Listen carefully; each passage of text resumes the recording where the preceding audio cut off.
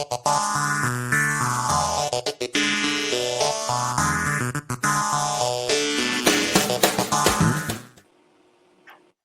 and welcome to this episode of Akrinos Access. I'm your host, Eric Matei, joined today by Mr. Tony Masi and Mrs. Renee Wheelock. They are the team from State Optical. And y'all, we got a great episode of Access today as Tony and Renee have joined us for actually a two-part miniseries here on Akrinos Access. It's going to be all about the optical supply chain and your practice and labs and just this whole world of ways for you to build and grow and optimize your practice on the optical side of your business. So in this first episode, we're talking optical supply chain and your practice, where we're going to start with just kind of providing a snapshot and overview of the optical supply chain and helping our listeners better understand all the steps that goes into that optical supply chain and some of the best practices for working with your lab partners. And then in episode 2, we're going to follow that up by exploring a little bit more of the world of vision care plans. So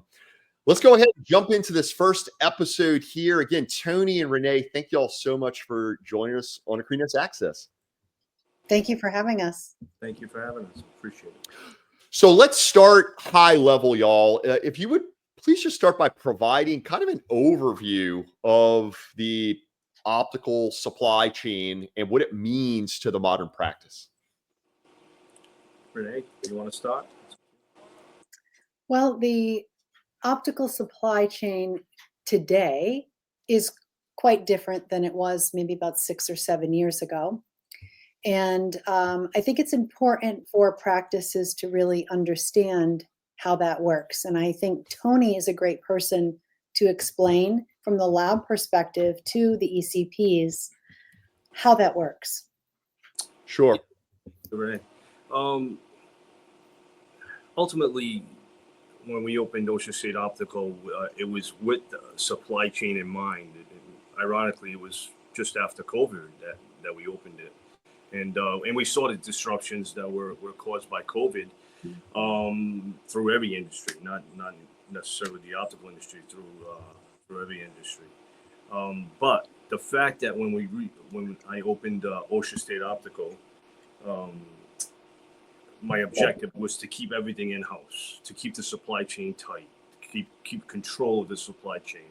Now, granted, I have to go outside to get supplies, but even the supply companies that I chose was more in the United States.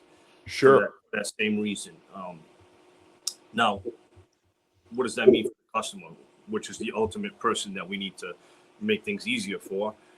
It means more control of where the job is, more control of how quick they get it, more control of the quality in which it's done. And also, all practices, it seems like, especially nowadays, they can't get a handle on when, certain companies that outsource, they can't get a handle on when these jobs are coming back. I mean, sure. Imagine, how they can schedule a comeback for the customers if you don't know the turn time capabilities of the supply chain that you are choosing. So my objective here was to give the customers more control of their supply chain, which in the retrospect of the customer itself, we are the biggest part of their supply chain as far as supplying them the lenses in their frames. So try to give them more control. And Tony, I'm glad how you bring up, certainly for starters, what the pandemic did, right? And it impacted so many aspects of business, and the degree to which it really sent some waves across the optical supply chain. Now we're operating in a different context. And furthermore, fast forward today with a lot of, global trade tensions and such, we have now some other dynamics at play that I think all ties back to, you hit the nail on the head, and it has to do with how you can control the supply chain in being able to ensure both the quality of the product, but also the deliverable of the product. And I think when we look at changes in consumer behavior and how they're seeking to consume and purchase vision and eyewear, a lot has changed in recent years. So let's go ahead and start to unpack some of that and maybe start to look at this through the lens of value and patient experience, operations and workflows, and certainly profitability, kind of what this modern supply chain, in-house, well-controlled supply chain, how it impacts those different pieces. I want to comment too that I've worked on this side of the industry for about 35 years, and what I noticed over the past 7 years is that with the outsourcing, which I understand, it comes down to a spreadsheet, and we have to be cognizant of profitability in terms of manufacturing, but the patient ends up suffering, unfortunately, Sure. if the outsourcing is the only way that a lab can provide the product to an ECP. And with that change, there definitely there's been a time gap, and combined maybe with COVID, but now the average doctors are waiting about 2 weeks to get jobs. And what I really like about this particular laboratory, Ocean State, is the fact that we really try to control that for the ECP, and Sure. we try to reduce that, because in the end, it's the ECP that is trying to make the patient happy.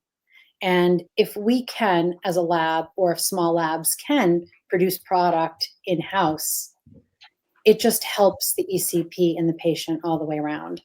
And we're able to produce about 95% of what we ship out in-house, and that allows the ECP to take control back of their ordering and their product line. So I've noticed a big difference in being able to service my ECPs. I work with the ECPs across the country, and this has been a great tool to have this sort of a laboratory that will focus on, no pun intended, on producing in-house if they can.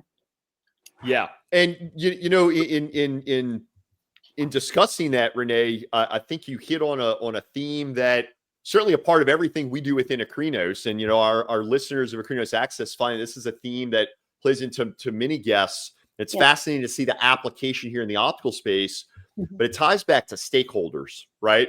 Yes. And the fact is here, right, as we record this here in mid 2025, let's face it, there are more places than ever before for a consumer, a patient, to go to get a comprehensive eye exam and purchase eyeglasses. There are more retailers and vendors of that than ever before. By the same token, if we think about your staff and your team, we're operating in a very competitive labor market. I mean, we're seeing this. Turnover is a big thing that a lot of practices struggle with, right? Yes. So, when we look at this through the lens of serving those stakeholders, to ensure that your supply chain is being well controlled and it's not just being lost, right? It's not just being outsourced to somewhere where you don't actually know where it is. And heck, even the vendor you may be working with doesn't know exactly the level of quality and timeline deliverable. I think now it's more important than ever before that our patients are delighted with the quality and turnaround time and consistency of jobs. And I think now more than ever before, our staff, our opticians, those in the team employed in the office need to be delighted by, how many times are they going to take the disgruntled patient phone call? Hey, are my glasses here yet? No, they're not. What do you mean they're not here yet? Right? I mean, if that's how the operations are in your practice, and to our listeners out there, if this is something you experience in your practice, then you get not only disgruntled patient, but now you get disgruntled staff members that are like, why do I need to be abused like this when I go to work every day? Tony, what you got, please?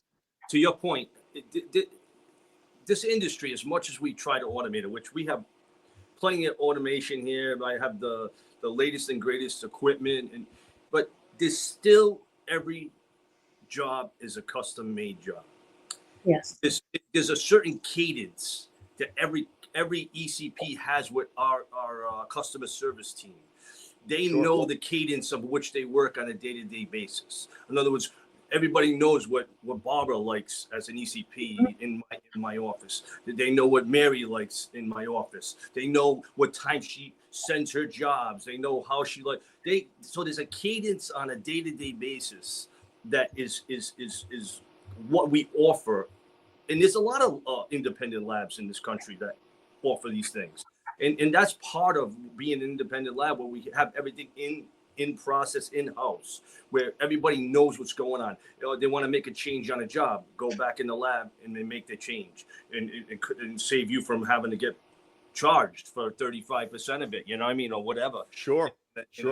And a change. So all those things that make a difference on a day-to-day basis with ECPs, because every job is a custom job, and they have questions. They, you know, I always say our reps are not salespeople; they're consultants. I mean, Renee's a perfect example of it. She's been in this industry for 30 years, and what she brings to the table when she's not just selling them lenses, she's selling them a process. She's selling them education, how to make more money, how to promote the product that is best for the customer in front of them. You know how to accessorize, as far as, you know, whether it be go to a sun or hedge your bets with a chemistry clip. Now with chemistry clips, you could use Avalox, and you can get rid of the migraines. So many things going on in this industry where Renee lets the ECP understand how to promote it in front of the customer, because believe it or not, in the consumer, the end consumer is the main person that needs to know what's available, and are we sending the message to those consumers, so when they come into these stores and they ask for Avalox or chemistry or the best AR or the best progressive or what they can or cannot get online. Because I mean, the elephant in the room with the ECP right now is, and rightly so, they're afraid of what online is doing to their sales. You made a comment to me a couple of weeks ago that kind of scared me. What you gave me a percentage of how many sales are being lost online. If you want to follow up on that, Eric. Well, yeah, Tony, and that's, we look at what's occurred in the industry now nationally. The walkout rate, the RX walkout rate, is exceeding 50%, and it's not just hitting private practice; it's hitting all brick and mortar. The fact is, consumers are behaving differently, and I think, Tony, you bring up a really good point there regarding that value proposition to the patient, to the consumer, right? Because at the same time that we're seeing these dynamics and these shifts, we're also seeing in some consumer research that, folks do come to be committed to brands. So there's definitely something regarding the experience that a practice provides them, right? So again, to our listeners out there in private practice, or perhaps you're an aspiring practice owner, want to get in your own practice, right? From the standpoint of that patient's in your office, and you have an ability to provide an experience to that patient, the likes of which they can't get anywhere else. I mean, I like to say in office is the gatekeeper to the web. Yeah. Right. So it's almost one of these things of, well, if you delighted the patient, the degree they wanted to be delighted, and you gave them that experience, they're doing business in your office. Yeah. But those walking RXs, and Renee, I would love to get your take on this, right? From your perspective, looking at, and maybe we'll go there, what is your thoughts on seeing that, hey, every RX should have stayed in office. And if it didn't, it means there was something that we didn't quite resonate with that patient, But I'd love to hear your thoughts on some of what's also causing the walkout rate. Because it's not just competition. It's not just other places to go. But I think there's also something to be said for, are they really being delighted to want to do business with the optical any more than a comprehensive eye exam? I think that if I can impress anything upon your listeners and your valued ECPs, is that education is key. And I think I left a job after 16 years. I decided to make a move and go out on my own, so that there wasn't a narrow focus of my education. I wanted to expand education and be able to educate every ECP, because the demographic from one office to 10 minutes away could be very, very different. Yeah, and I absolutely. think it is that ECP and their staff that really truly needs to understand okay, you're losing patients and they're walking with the RX. Well, I'm currently building a tool that will help right from the chair, which should be released at Vision Expo West, and I can get into that at a later date. But I think starting that education in the chair is so important, and I literally try to start right from the chair with every practice, because that education is going to make the difference of that proper education. Whether an ECP thinks they need it or not, they do. Yeah. And that education is going to make the difference of patient retention. I agree. I agree Yeah. for sure. And knowing how to listen to your patient and thinking of, oh, I have a tool for that. I have a tool for that. I have a tool for that.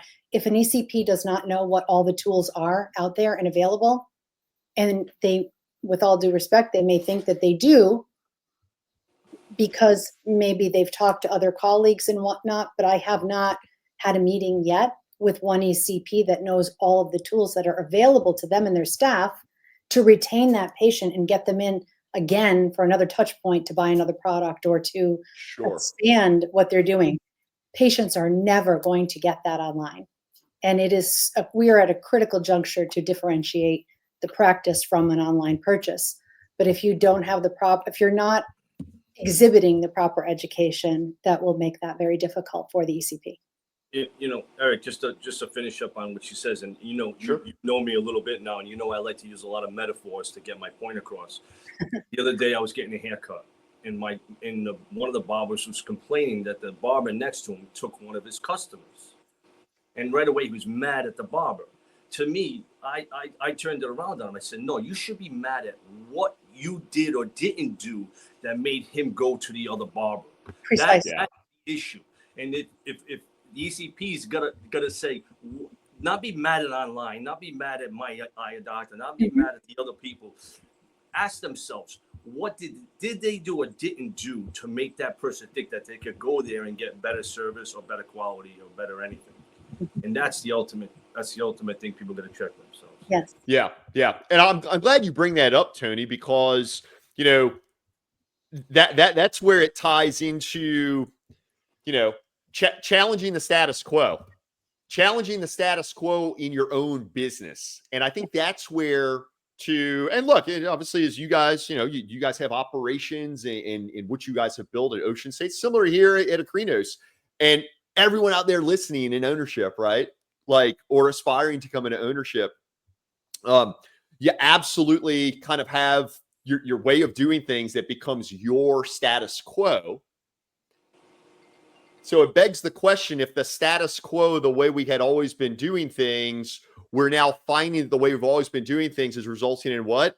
A steady downtick in office store sales that we've seen over decades, right?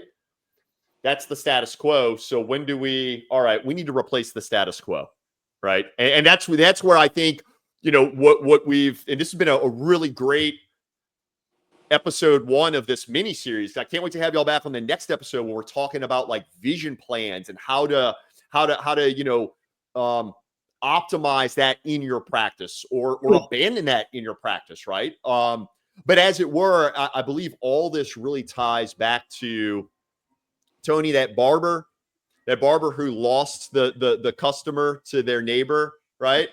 That barber still living in their status quo. And that customer said, you know what?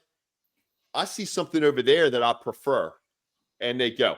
So I think really the question here is for the practice, for the established practice, or for those listeners out there that are looking to cold start or acquire a practice, right? What role does the status quo play in your business, and how may the status quo be holding your business back, right? So I think to wrap this episode up, Tony, Renee, I would love for you all to share a little bit about best practices, right? So like, what are the best practices? If we got our listeners out there that are like, yeah, you know what? It really is high time that I partner with an independent lab. It is high time that I start to leave some of the status quo products that I feel that I had to sell in my office, but now I'm realizing that status quo is kind of what's holding me back, right? what are some best practices for practices that are ready to partner with an independent lab? Renee, I'll defer to you.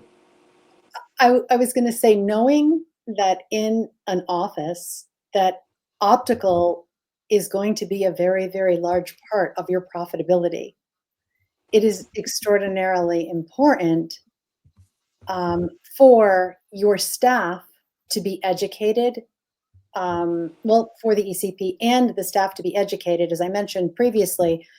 But I think that it's just a matter of really making sure, because some offices in some states have licensed opticians and some don't. So in a state that maybe isn't licensed, are you doing the best job that you can to get that education for your staff to maximize what you're suggesting in the chair? And is the talk track through the office the same? That's key. And that's what Love it. we really want to focus on, is supporting offices with that knowledge to give you the edge and to boost your profits and to help you to find growth opportunities within your existing office. And all of those things need to be looked at, but there needs to be a focus. I understand the focus on the medical piece, but don't lose sight, again, no pun intended, on that optical department. And we're here to support that success. Yeah, the only thing I would add is, if status quo is the enemy, then the word is differentiate. Yes. So the only way to differentiate is to find products that are new or only available to certain segments of the business. Whether it be I could even go outside the lens. There's a lot of frames out there. There's a lot of beautiful independent lines out there, fantastic lines that you can differentiate yourself, stuff you can't get online, stuff you can't get in the big box stores. And that, to me, that, good service, good capture rate, good quality doctors, good quality. And listen, incentivize your people to want to talk about new products, incentivize them to want to get the message. Because if the consumer, listen, these people are paying millions of dollars advertising websites, and why are they doing that? Because they're trying to get the message to the consumer. If you in your office can't get the message to your consumer, somebody else is, and then Sure, you're gonna lose them. Yeah. And So look, y'all, before we wrap up, Renee. I was just going to say, and also keeping in mind that offering the most advanced lens technology is key, because they're not going to get, consumers are not going to find that online. Yeah. So to that end, I would love for you all to share a little bit about the work you all do at State Optical. What we do at Ocean State Optical, hopefully we do things that please our customers, because I mean, the whole company was designed around giving the best pair of glasses, the best quality we could do in the quickest fashion we could do it. I mean, so that was it. Again, getting back into business, because I have a previous life. If we could talk about at the end, if you want, to give kind of my bio of how I got into this business.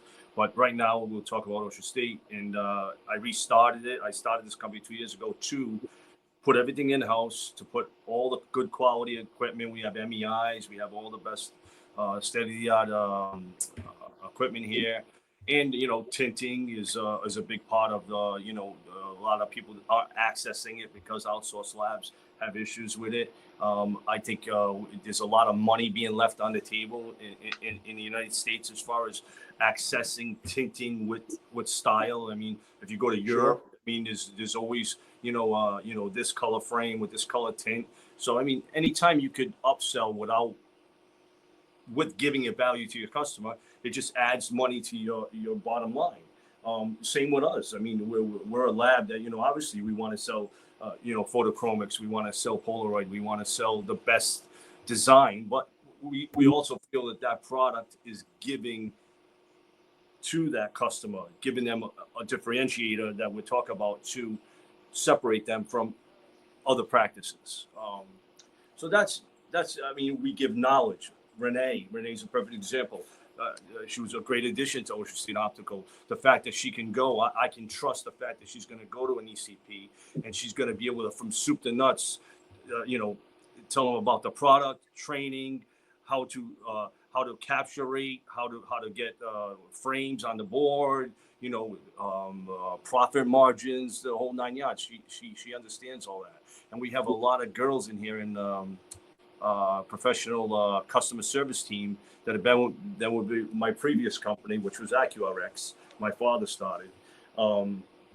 They've been with us 30 years, and their knowledge is beyond approach. Sure.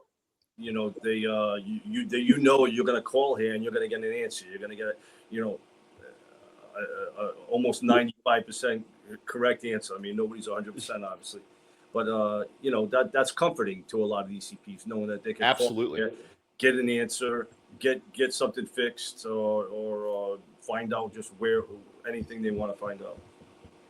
We're building a resource business for ECPs, and we are building a bundle and a package of solutions to help support their success, from a package program to offer patients that are asking for an RX and trying to leave with it.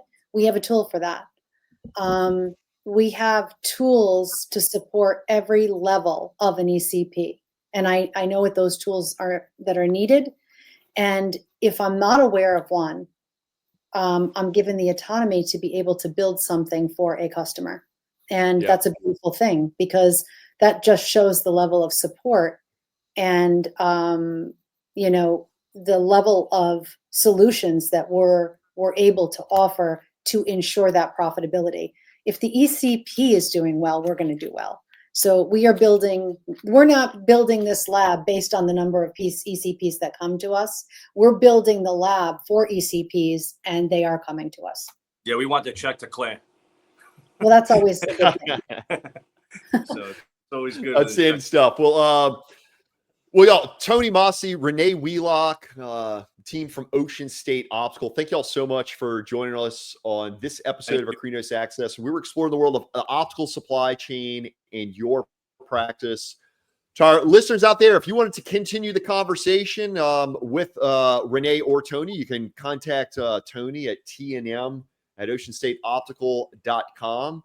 If you want to learn more about incorporating Ocean State Optical into your practice, you can contact Renee Wheelock. She is the national sales lead, Renee Wheelock 2020 at gmail.com. And if you just wanted to connect with Ocean State Optical and learn more about their scope of work and the brands they work with, head on over to oceanstateoptical.com. So y'all, as we wrap up though, stay tuned for episode 2. Again, this was the first of a 2-part episode that we're welcoming Tony and Renee here to Akrinos Access. In the next episode, we are going to unpack and better understand the economics of vision care plans and how your lab partnership can help you escape the control of those managed care plans. So if you want to learn more, head on over to akrinos.com.